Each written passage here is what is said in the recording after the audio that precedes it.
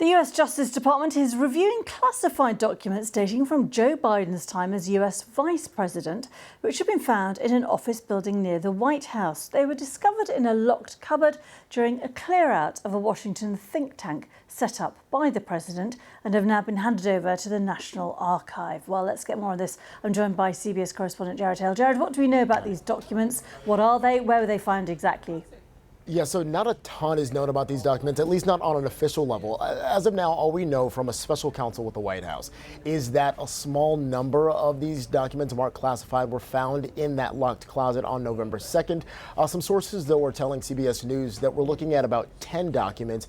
And while we don't know what was in them, these sources are saying that nuclear secrets were not among the classified, or at least the classified marked documents that were in that closet there. Officials say that the National Archives was immediately notified to custody of that day of those documents, and the Department of Justice is now looking through this and investigating. What are the rules around what even the most senior officials, members of government, members of the administration can do with classified information like that?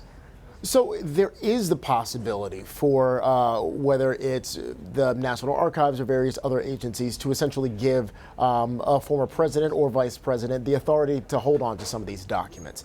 The question with this situation remains whether that clearance, whether that permission was given. Also, when it comes to the classified marking that's on that document, and this is something that we heard, a couple of months ago with the situation around former President Trump, is while it might say that it's classified on the document itself or on the folder itself, there are the possibilities that that sort of classified demarcation could be essentially outdated, and that was then at some point declassified. So again, because we don't know exactly what these look like and what's on them, it's hard to say specifically whether former president, or I guess whether President Biden, these documents come from when he was vice president, if he is in the wrong here. That again is something that the Department of Justice is looking into.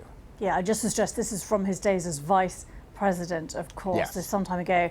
And how does this, in terms of scale and political impact, compare and contrast with the probe going on into President Trump, former President Trump?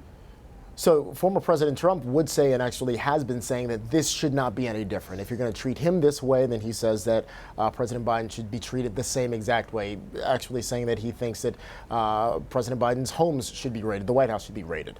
There is a big difference with some of the specifics here. It's worth noting that the National Archives was specifically looking for former President Trump to turn in documents that they knew he had.